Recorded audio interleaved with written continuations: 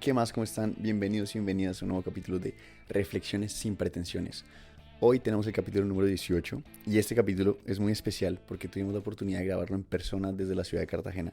Ya se los hemos comentado, pero es muy diferente grabar un capítulo en persona a grabar un capítulo pues a la distancia, por Zoom o por cualquier otro medio. Entonces nos lo gozamos muchísimo y creo que se nota también en el capítulo. Hoy tocamos el tema del miedo. Y pues es que este sentimiento no lo encontramos todos los días, básicamente. Pero algo muy importante para tener en cuenta es que muchas veces está enmascarado. Entonces hablamos sobre las diferentes máscaras del miedo, hablamos sobre cómo reconocer estas máscaras y además cómo transformar este miedo para usarlo a nuestro favor, para que se vuelva un motor en lugar de un freno. El capítulo está súper valioso, creo que tiene muchos puntos completamente aplicables a nuestro día a día. Entonces espero que puedan rescatar una que otra cosita para su día a día. Pero bueno, no siendo más, bienvenidos y bienvenidas. Bueno, mami, capítulo número 18, ¿cómo estás? Mi amor, bien, bien, feliz, emocionada de tener la oportunidad de volver a grabar juntos. Los que nos siguen y nos han escuchado saben que estamos juntos en Colombia y mejor aún en Cartagena, disfrutando de esta hermosa ciudad. Se ha estado muy, muy rico. ¿Y por qué no nos cuentas de qué vamos a hablar hoy? El capítulo de hoy es muy chévere y hemos querido llamar Sin miedo al miedo. El miedo es esa emoción, es una de las emociones básicas como la alegría, la tristeza, el asombro, el asco. O sea, el miedo es realmente muy importante porque puede llegar a determinar nuestra vida. Y lo que queremos en este capítulo es conocer un poquito más de cómo esa emoción llega a camuflarse, o sea, ¿A camuflarse? a camuflarse. O sea, de pronto pensamos que es otra cosa y resulta que lo que hay debajo del disfraz es miedo. Ok. Eso es lo que vamos a ver. ¿Y por qué no me cuentas primero qué es el miedo, qué es esa emoción de la que me hablas? Claro, pero déjame que te lea una frase Ah, muy listo. chévere de el neurocientífico Joseph Ledoux. Él es un americano profesor de la Universidad de Nueva York y él dice, el miedo y la ansiedad son como el fuego, pueden calentarnos y motivarnos o pueden quemarnos y paralizarnos. Todo depende de cómo lo manejemos. Ok. Y después de esa frase sí, arranquemos por intentar dar una definición de la emoción que es el miedo. El miedo es una emoción fundamental y es tan antigua como la vida misma. Es esa respuesta que damos a una amenaza, es como el sistema de alarma interno que está diseñado con millones de años de evolución para garantizar la vida. Y Ok. está demostrado que las amebas, esos organismos unicelulares, tienen comportamientos similares al miedo. O sea, como que demuestra que es una emoción demasiado Como arraigada. primitiva, o sea, y arraigada, claro que sí. El miedo, como lo vimos en algún lado, es crucial para la supervivencia. O sea, los antepasados, los hombres primitivos, gracias al miedo, sobrevivieron, ¿no? O sea, si crujía una rama, salían disparados, porque esa Claro. era la diferencia entre ser la cena de algo o vivir para contarlos. Claro, te obliga a reaccionar. Te paralizas, huyes o reaccionas. Y también la pregunta es, ¿qué serían las montañas rusas si no se sintiera ese terror delicioso, que para algunas personas es delicioso, para mí no? Pero el éxito es ese, poder generar ese miedo profundo que te produce placer. Pero es miedo cuando algo o sea, cuando algo te produce placer, ¿se califica igual como miedo? Pues digamos lo que sientes en la montaña rusa es terror, pero te gusta, te Pero, gusta. Pues pero ahí tú terror, o sea, tú sientes terror, pero a alguien que le guste, eso también igual el es, miedo ok, le produce placer, o sea, ok. es tan extrema La esa adrenalina sensación. que suelta una. Exacto. La química que produces con esa sensación te produce placer. ¿Y eso se puede volver adictivo? O sea, como ese miedo. Yo pensaría, sin tener tanta información, que claro que se puede volver adictivo, porque es la adicción a la adrenalina. Por eso O las sea, eso personas es que algo. practican esos deportes extremos y que cada vez están buscando algo más y más extremo, pues yo supongo que es esa adicción a la adrenalina.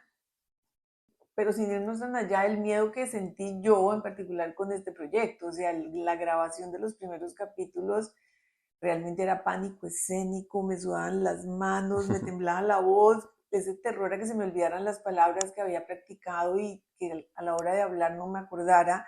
¿Eso qué me hizo? Me hizo practicar más y es ahí a donde queremos llegar. El miedo se puede volver ese motor.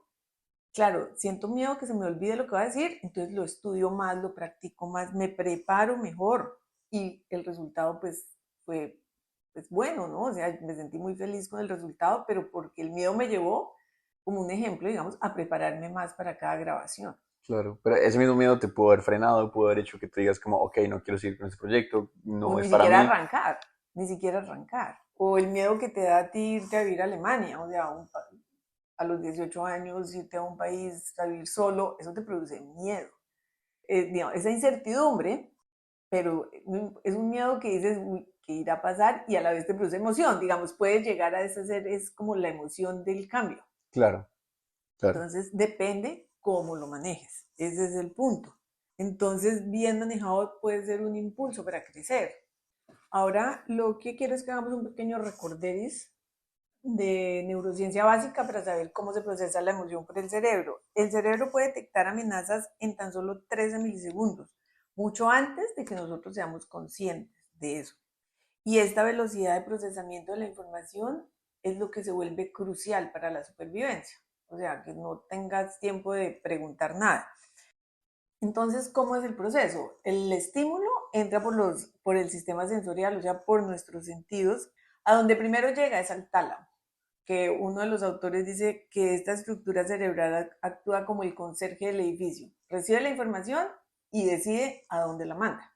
Entonces, el neurocientífico Joseph Ledoux habló de dos rutas, la vía rápida y la vía lenta, como lo vimos en algún Sí, capítulo de eso ya lo neurociencia. habíamos hablado. Eso lo hemos hablado. La vía rápida es que el tálamo lo manda a la amígdala, que la amígdala es un grupo de núcleos como en forma de almendra, que es crucial para el procesamiento emocional, principalmente para el miedo. La amígdala es como, el autor también habla como ese amigo paranoico que siempre piensa lo peor de todo, ¿no? Y de cualquier cosa grita peligro y pone en marcha todas las respuestas de lucha o huida. O sea, y cuando no sale de ahí es lo que conocemos como el secuestro de la amígdala. No te deja pensar y empieza a activar una cantidad de neurotransmisores para mantenerse súper alerta, la adrenalina, el cortisol, la neoadrenalina, etcétera. Y los estudios han demostrado que todos estos químicos pueden durar hasta una hora antes de empezar a descender. O sea, es un shot de adrenalina muy fuerte cuando la amígdala te secuestra. Una hora. Digamos que los estudios han demostrado que tú tienes una subida de estos neurotransmisores del miedo y te puede demorar una hora hasta que puedan empezar, hasta que puedan descender, depende de cómo lo manejes, digamos. Claro, pero qué loco porque también en algún momento tú has comentado que las emociones son muy cortas. O sea, si tomas conciencia de las emociones, pues en realidad no duran nada. Una hora se me hace mucho tiempo. No, lo que se refiere a una hora no es la emoción, es la química que produjiste. O sea, Ok. los químicos en volver a descender a su estado normal. Digamos, depende de Mm, la subida, no es la emoción como tal la que ok, dura una hora, porque sería sino, mucho. pues Pues digamos que lo que hablamos, tú la puedes hacer durar lo que quieras, claro, un año si quieres, pero es la descarga química, es a lo que se refiere en este punto. ok. Y está la vía lenta, que es cuando la información llega a la amígdala, pero se va, respiras o te tomas un segundo y la pasas por el neocórtex, que es lo que hablamos, que es esa estructura pensante del cerebro donde la información se revisa y se analiza la evidencia. O Mm, sea, esto es real, si está pasando esto o no. Entonces es como el detective, ¿no? Determina si hay peligro o no hay peligro. Pero entonces el meollo del asunto, el quid del asunto está en que muchas veces la amígdala es demasiado sensible. Entonces se dispara casi que por cosas que no son nada peligrosas. Y el problema es que el neocórtex, la corteza cerebral, se demora demasiado en calmarla. Ni la corteza cerebral la calma, mm. ahí es donde te genera el problema, Y eso es donde falta de entrenamiento, o sea, falta de práctica, falta de de experiencia, hacer conciencia. de ser conciencia. O sea, realmente vamos a ver más adelante que uno de los mecanismos para el manejo favorable del miedo es lo que hemos hablado en En todos muchos los capítulos, capítulos, la verdad. la autoobservación consciente. Pero ya, Igual lo que mencionas ahorita suena muy parecido a otro capítulo, pues al capítulo del estrés en el que decías que pues hace mucho tiempo cuando pues éramos cazadores, la emoción cumplía su función de mantenernos con vida y hoy en día pues esa misma función se dispara cuando vamos a estar de algún lado, cuando no queremos hablar en público y pues realmente no es un Y caso de no vida o la muerte. pagamos, o sea, no la pagamos. Ese es el origen del problema, que es a donde queremos llegar. Pero antes de llegar allá, esto es como la parte más valiosa de este capítulo, diría yo, y es que el miedo tiene muchas caras. O sea, el miedo es el maestro del disfraz, es como el camaleón emocional y puede presentarse de muchas maneras. Digamos que hay un miedo que es obvio, que es el miedo, no sé, a la oscuridad o el miedo a las arañas o el miedo, ese tipo de miedos son obvios, o sea, los reconoces muy fácilmente. El autor dice, es como si llevara un cartel de neón que dice, soy el miedo. Pero hay otros disfraces mucho más sutiles que es los que quiero como que reflexionemos y a la vez conozcamos, porque esto es muy chévere saberlo. Y uno de ellos es la procrastinación. O sea, esa palabra tan popular que muchas veces procrastinamos porque la tarea que tenemos que hacer nos da mucha pereza o es aburridora o, no sé, doblar la ropa de las últimas 5 lavadas.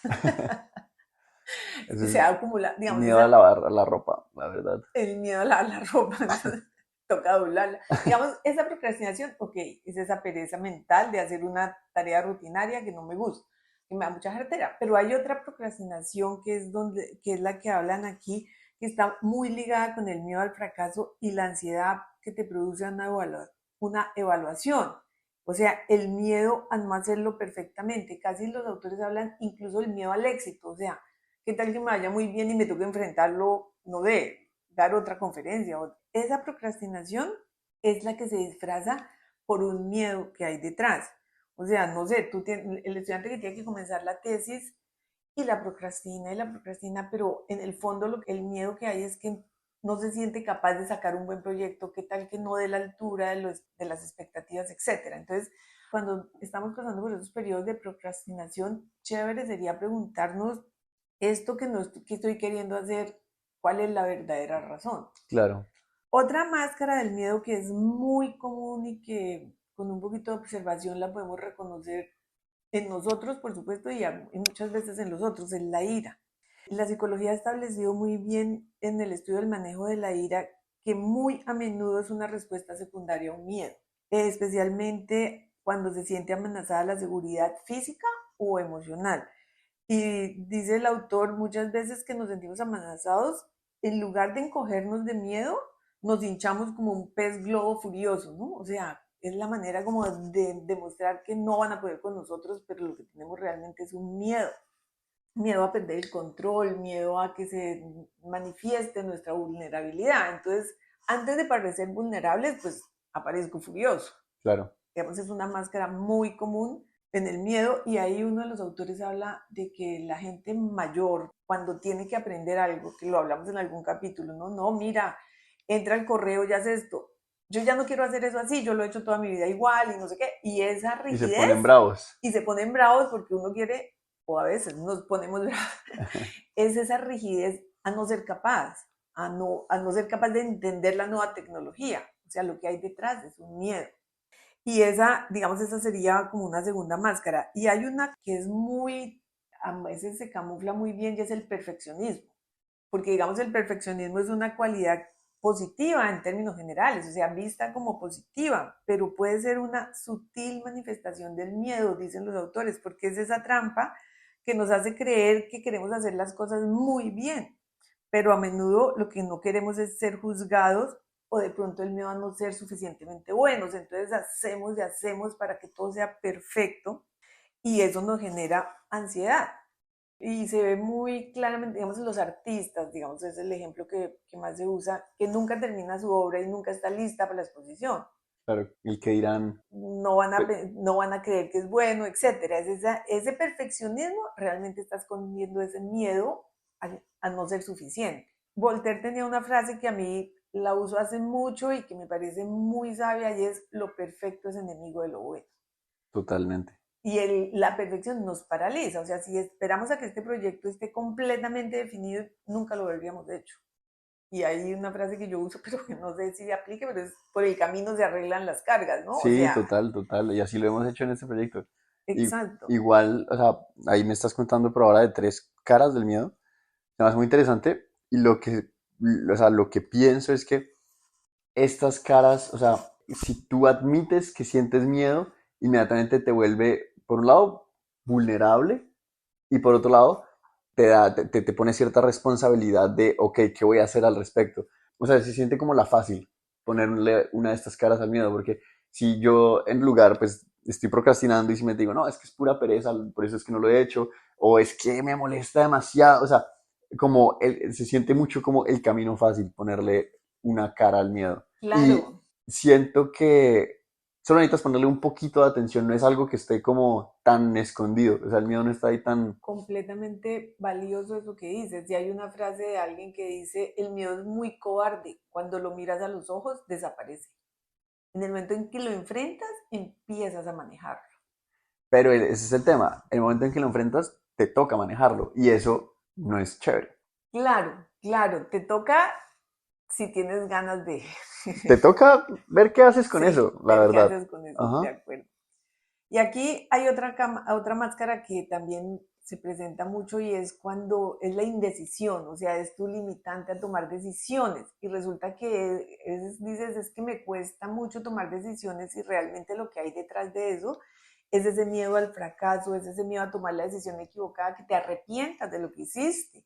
Entonces, en vez de enfrentar ese miedo, lo que haces es no decidir. O sea, digamos, un ejemplo es más fácil, estás en un trabajo que no te gusta, pero el miedo a cambiar de trabajo, qué tal que no consiga otro trabajo, o qué tal que el trabajo nuevo sea igual de aburrido, no tomas decisiones por no enfrentar el miedo a equivocarte. Y al final te empiezas a sacar, pues, te puedes sacar excusas como, no, es que eso seguro, ya busqué y no encontré nada mejor que Por esto. ejemplo, Y ya, es que ya busqué y entonces hasta te pones bravo y entonces lo procrastinaste y entonces tal todas las cual, máscaras en una. todas las máscaras en una. Y la última de las que quiero hablar en este capítulo es el exceso de control.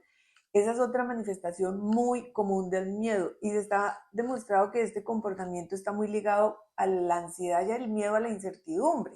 O sea, tú vas a hacer un viaje y necesitas tener claramente definido todos los hoteles donde vas a llegar, los planes que vas a hacer, los transportes que vas a usar y mejor dicho, si no tienes todo planeado día a día, por ese miedo a que llegues y no te funcione o te toque cambiar de planes o qué tal que no seas capaz de buscar. ¿Sí me entiendes? Ese querer controlarlo todo es claramente ese miedo a no poder manejar el cambio. Está como muy ligado al perfeccionismo, ¿no? Porque yo siento que tal vez Claro, el exceso exacto. de control no está bien, pero pues por ejemplo, sí es chévere tener las vainas planeadas. Sí, pero como todos los extremos, y digamos que conozco personas que antes de hacer un viaje duran meses planeando todo, todos los recorridos, todos los sitios que van a... Y eso no está mal. No está mal si lo haces, digamos, relajadamente, pero cuando es esa necesidad de tener la maleta lista 8 días antes, que no se te quede nada, que no te pase nada, empezamos a tener ahí un miedo a la incertidumbre, escondido detrás de ese exceso de control. Y aquí hay un dato curioso y es que el dios del miedo para los griegos se llamaba Fobos y Fobos era representado por la cabeza de un león. Los griegos reconocían que el miedo puede tener muchas caras, incluso unas muy feroces y poderosas. Y pues ese dato es que los griegos eran muy sabios. Pero ahorita pienso, porque por ejemplo, si yo tengo un vuelo y entonces por miedo a perderlo llego 4 horas antes al aeropuerto, me ayuda, tal vez si ese día tal vez había mucha fila, me ayudó el miedo, tal, pero pues por otro lado, en otra situación podría ser un exceso de control si es o sea, Claro, es claro, como o también sea, un poco dependiente de, o no claro, sé, es que el exceso de control y el perfeccionismo, digo yo, te esclaviza a ti. O sea, te esclaviza a ti mismo. Porque el hecho de no poder delegar, por ejemplo, el perfeccionismo te impide delegar. Porque no puedes controlar si el otro lo va a hacer lo suficientemente bien. Y ese miedo a que el otro no lo haga lo perfectamente que tú quieres, te obliga a ti a trabajar y trabajar el doble. claro. Digamos, es como uno de los ejemplos. Un psiquiatra muy importante, Carl Jung, decía, lo que niegas te somete, lo que aceptas te transforma. Y al identificar y aceptar nuestros miedos, incluso cuando se presentan disfrazados, podemos empezar a trabajarlos. Esto era lo que queríamos con este capítulo en esta parte, Y reconocer los disfraces del miedo. Ok, entonces vamos a reconocerlos. Ahora sí, ¿cómo hacemos para reconocer eso? Digamos, lo primero y lo que hemos hablado es la autoobservación consciente. Esto aplica para los 18 capítulos y los que vendrán. La autoobservación consciente es prestar atención a nuestros pensamientos, a nuestras emociones y a nuestras reacciones físicas. O sea, saber que estamos pensando porque nos empeliculamos, como hablamos en otro capítulo, ¿no? Es nuestra imaginación. Y habla de que un ejercicio para esto, digamos, para el trabajo específico del miedo, como siempre será escribir. O sea, si estás sintiendo un miedo que te está paralizando o que está impidiendo, o sea, que tu vida se haga mejor o sea más fácil, escríbelo, reconócelo. Y eso más adelante te permitirá manejarlo. Hay otra herramienta que es la identificación de patrones. Cuando tú empiezas a darte cuenta de cómo y en qué momento se presentan tus miedos, te vas a descubrir que hay unos patrones de comportamiento. Y un estudio de la Universidad de Cambridge encontró que la mayoría de las personas caemos en 4 patrones del miedo, que es chévere conocerlos porque nos va a permitir al Calificarlos. calificarlos y saber cómo en qué bolsita los metemos. Y está un gran miedo al fracaso. El segundo patrón es un miedo al rechazo, al no ser aceptado, al no pertenecer. Un miedo a lo desconocido, a la incertidumbre. Y el miedo a la pérdida del control. Digamos, estos serían los 4 patrones que se refieren a este estudio. Digamos que es ¿Hay chévere, más? O... supongo. Ok, Pero digamos que lo que dice el estudio es que son los la mayoría de principales. las personas caen en alguno de estos patrones. Ok, Y una vez que, digamos, has reconocido el patrón a través de la autoobservación, cuestiónalo, cuestiona tus creencias, que eso también lo hemos hablado. O sea, esto que estoy pensando es real, esto que estoy sintiendo es real. O sea, ¿cuál es el peor escenario posible? ¿Qué me podría pasar? ¿O es mi imaginación que se me está haciendo una mala jugada? En el momento en que lo cuestionas, por lo menos te das la oportunidad de sacudirlo. claro. Se me hace muy chévere ver el miedo a través de las máscaras, porque yo siempre he pensado que cuando tú no quieres hacer algo, cuando algo te da miedo, tú, no sé, yo de verdad siento que uno no se puede engañar a uno mismo, Claro. como tú te puedes decir como, no, si es, o sea, es que estoy procrastinando todo el día, no, es que es mucha pereza. Siento que realmente uno necesita muy poca atención para darse cuenta De la máscara. sí, exacto, como muy, es solo preguntarse por qué estoy procrastinando, por qué estoy como con tanta ira y inmediatamente tú sabes Te bota, que tienes miedo, sí, inmediatamente te exacto, bota la respuesta, o sea, te bota, y lo que tú dices es súper valioso, o sea, podemos engañar a los otros, ponernos muy furiosos y demostrar que somos muy bravos, pero la vulnerabilidad solo nosotros la, y no nos podemos engañar. Y por eso me parece que este capítulo adquiere valor, porque es como despertarnos esa curiosidad cuando reaccionamos de una manera que claramente no nos gusta, preguntarnos qué está pasando. entonces, aparte del cuestionamiento de creencias, la identificación de los patrones, la autoobservación, ¿cómo más podemos Hay reconocer? otra herramienta, hay otras 2 herramientas, digamos, que quisiera traer a este capítulo de la que hablan los autores y es la exposición gradual. La exposición gradual a nuestros miedos es una técnica muy probada para superarlos. Digamos, sobre todo para trabajar los miedos y los trastornos de ansiedad y pues casos ya más complejos. Pero se habla de la escalera del miedo, o sea, empiezas por situaciones que te producen un miedo leve, y digamos tú que te conoces y que te has estudiado y que te has observado, pues vas como subiéndole el nivel al miedo y por supuesto con ayuda dependiendo de cada caso, pero digamos es como una técnica, no sé, lo que hay personas que le tienen mucho miedo a las arañas, no importa el tamaño, entonces en las arañitas que aparecen en la casa que son pequeñitas, pues empezar a exponerse a eso. O como mi caso que yo me ponía súper nerviosa con un gato y realmente tu papá me ayudó y yo empecé a acercarme a los gatos, claro, no es que me bote pues a abrazarlos, pero ya los puedo tocar, ya podemos estar en el mismo espacio, ya no salto. Y es chévere superar esas pequeñas cositas, pero pues no, esa es una técnica, la exposición gradual. Ok, Y la última, digamos que todos los autores la refieren y nosotros en este proyecto no nos cansaremos recordarla y es la meditación y la práctica de la gratitud. O sea, cuando tú te cuestionas, cuando tú te observas y cuando tú te das cuenta que usa la técnica de la gratitud, estás en un momento difícil, piensa 3 cosas buenas que me han pasado hoy, 3 cosas por las que yo debería agradecer y dejar de sentir esto que estoy sintiendo. Esa técnica hace la magia. Y la observación en la meditación. Yo sé que yo lo sé porque lo vivo todo el tiempo, pero 5 minutos de silencio, 5 minutos de observar qué hay en mi cabeza, 5 minutos de respirar tranquilo, me ayuda a reconocer.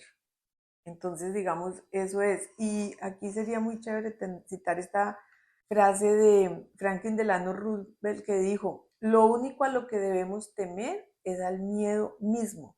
Y al enfrentar nuestros miedos con valentía y compasión, no solo los desenmascaramos, sino que también abrimos la puerta para un crecimiento personal y una mayor libertad emocional. Y lo que acabamos de decir, el miedo es muy cobarde. Cuando lo miras a los ojos, desaparece. Ok. O sea, ya le pusimos caras al miedo, ya sabemos cómo reconocerlo si se nos cruza.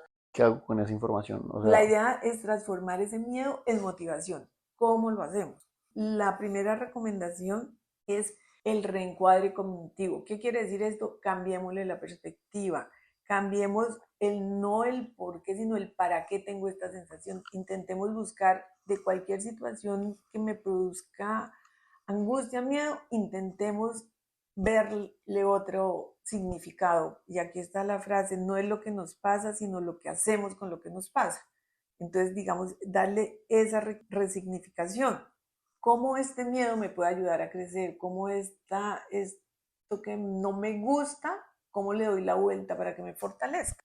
La otra manera de transformarlo, digamos, es con las metas. Digamos, lo podemos llevar al capítulo de las metas que ahí hablamos, que establecer metas desafiantes que nos produzcan un poquito de miedo, que sean alcanzables, pero que a la vez nos produzcan miedo, nos reta, nos motiva, digamos, nos genera ese neurotransmisor, la dopamina, perdón, me iba enredando, la dopamina que es ese neurotransmisor asociado con la motivación, con la recompensa.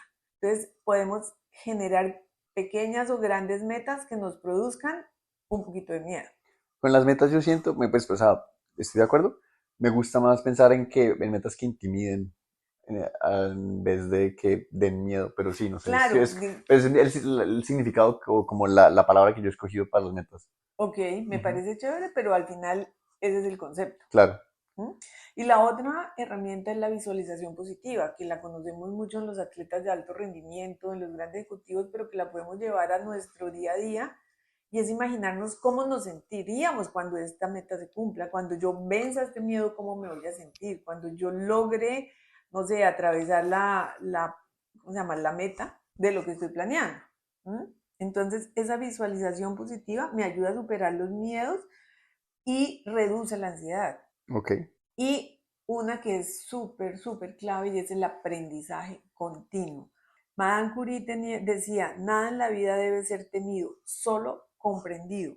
Y ahora es el momento de comprender más para que podamos temer menos. O sea, el aprendizaje continuo nos ayuda a desmitificar los miedos. O sea, en la medida en que yo tenga miedo para hablar, si yo me preparo, si yo entreno, si yo practico la técnica, voy a ir perdiendo el miedo a ese evento que, Claro. ¿no? El conocimiento es poder frente al miedo. Claramente, la misma enfermedad de pronto o si me voy a cambiar de país en la medida en que yo estudie el idioma, en que yo conozca su comida, en que yo me aprenda a orientar, voy perdiendo ese miedo. El conocimiento es poder frente al miedo. Y por último, pues digamos, no menor ni fácil, como es la palabra que nunca queremos usar, es la práctica de la resiliencia. Recuperarnos de la adversidad y cómo lo podemos hacer a través de la gratitud, a través del ejercicio diario, entender que no fracasé, que aprendí.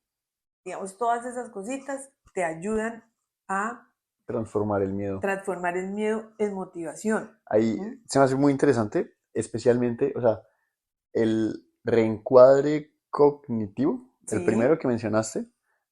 No recuerdo bien cómo era el dato, pero aquí lo voy a contar mal.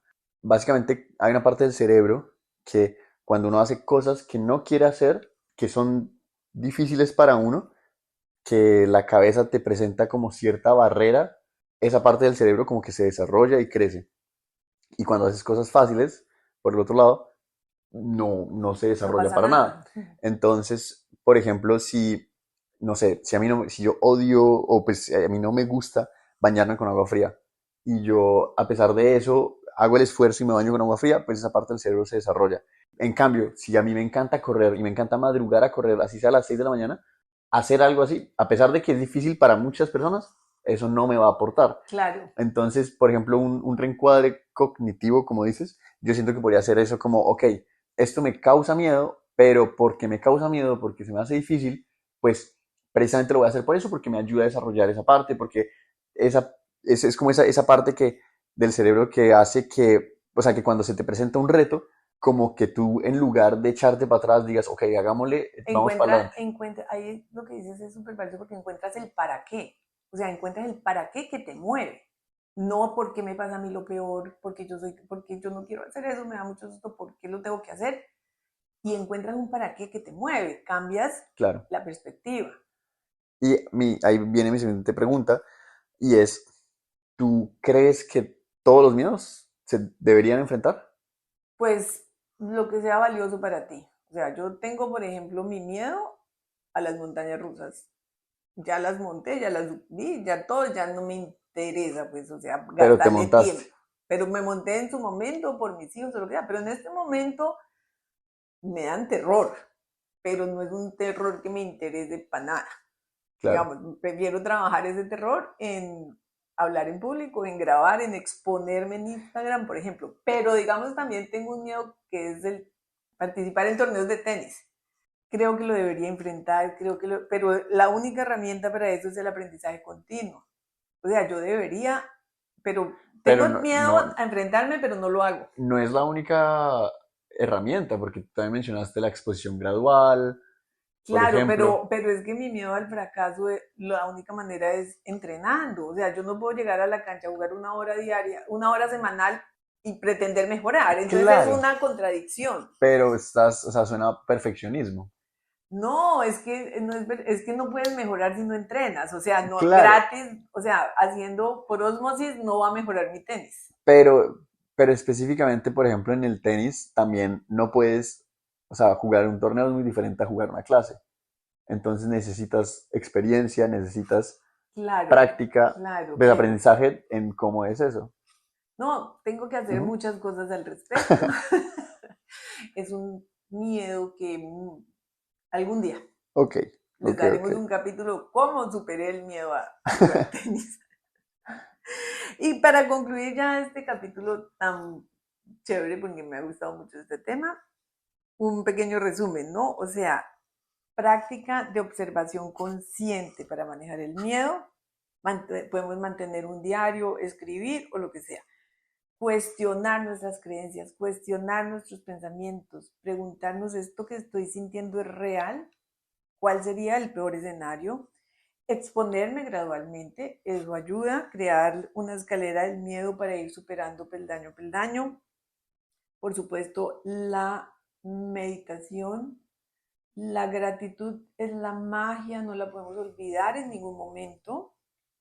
El cambio de perspectiva, verlo como una oportunidad de crecimiento, establecer metas desafiantes, como tú dices, visualizar el éxito, o sea, la visualización es una gran herramienta, el aprendizaje constante, el conocimiento es el mejor aliado contra el miedo y la gratitud de la que ya hablamos.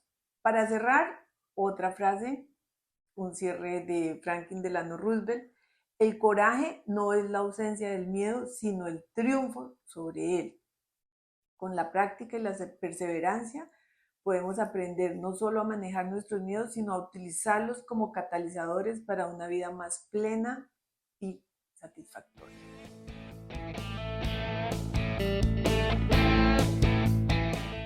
Como siempre, no me cansaré de repetirlo. Si llegaste hasta acá, te lo agradezco de todo corazón. Significa demasiado para nosotros que te tomes el tiempo y que saques espacio de tu día para escucharnos. Entonces esperamos que puedas rescatar una que otra cosa para aplicar directamente en tu día a día y volver tu vida un poquito más simple.